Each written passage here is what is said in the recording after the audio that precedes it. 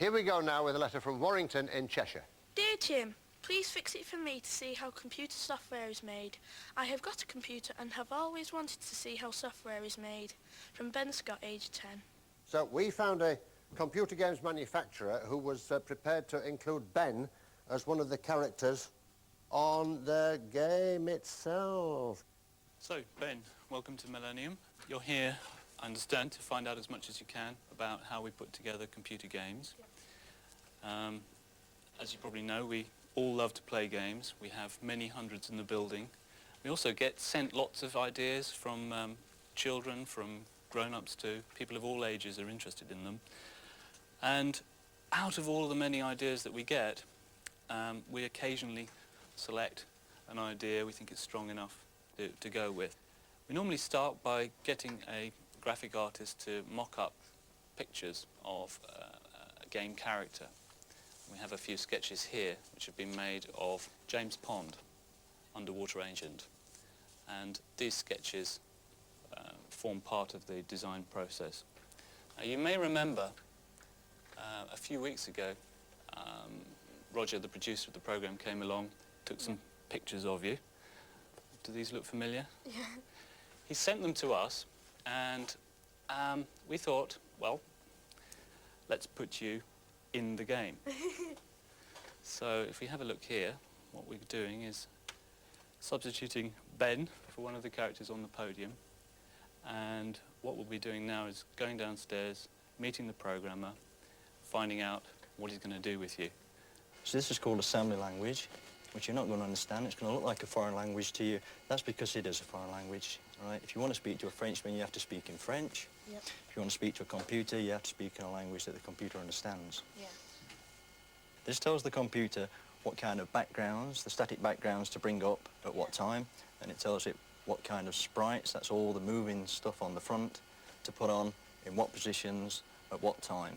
So we have backgrounds, sprites, and assembly language. Yeah. That's what the programmer puts together in order to make a game. Right? Now you've seen that before I can put any characters into a game, the characters have to be drawn for me. Yeah. And I need some pictures of you. Right? That's why I've got a skipping rope on my desk, and you're going to need this. Okay, Ben, we're taking the frog out of the game, and we're going to put you into it. So we need you to act out some poses from the game, and I'd like you to start with some skipping.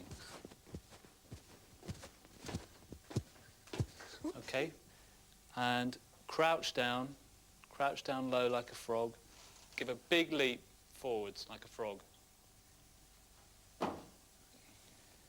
Now, I want you to jump up and down, clutch your toe and jump like this. Ow! That'll do. Okay. Fine.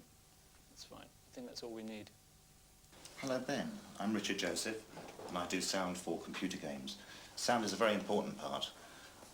What I've got here on the screen is waveform representations of each of the sounds that we're going to use. They'll have to be loaded up. We have sounds like this. Marvellous. Terrific. Wow. Yeah. As it happens.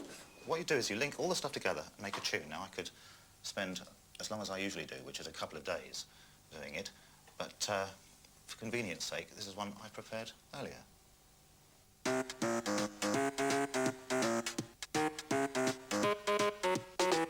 Well, Ben, I hope you've enjoyed your day here. Thank you. And found out what you wanted to know about how we make games. Before you go, you know that we're going to substitute you for the frog in the aquatic games.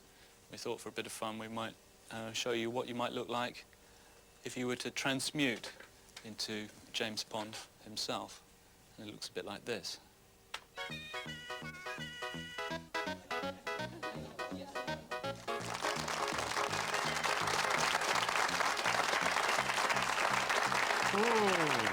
I see. Thank you. Let's have a look. Yes, it's a decided improvement like this. Frog's okay, but you'll be better off like this. Dr. Millennium, what can we say? 1,000 thanks for doing that for us. Thank you. It looks furiously complicated for anybody who doesn't understand computers and things. It is harder than people tend to think, but nonetheless we've got Question. people. You have all these games, you said. Do you actually play the games yourself? Certainly do, yeah, all the time. Really? Preferably, yeah. That can't be bad. So you never grow up then? That's, well, I'm approaching second childhood now. Oh, so- that's all right then. Well, first of all, thank you for doing what you did for our friend here. I wonder if I can... it won't be beyond your powers of ability because you're very good at computers, to stick this recently computerised Jim will fix it badge round his neck. Very impressive. Very impressive. Try and do that. That's right. Open it up there. There you go. Try and do it. There we go. Well done. Well done. Now then, I think that you have a little surprise for himself. We do indeed. We've actually managed to obtain for Ben a brand new computer Oi. with which he can take away from here, and along with his customised copy of the aquatic games. How's about you go and show us how it works then? Go and have a play of it. Yeah.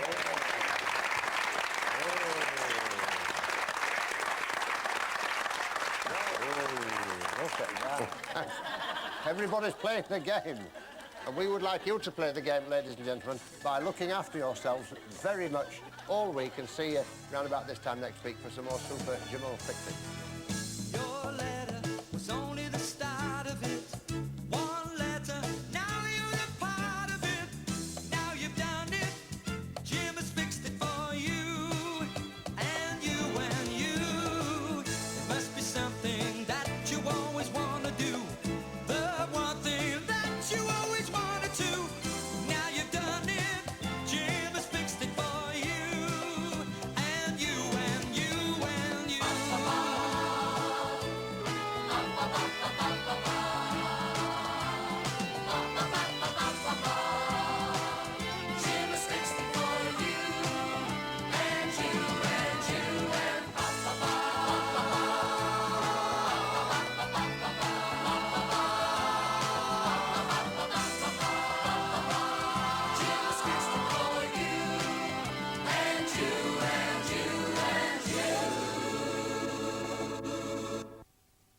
Use the keys, you won't have enough control to move him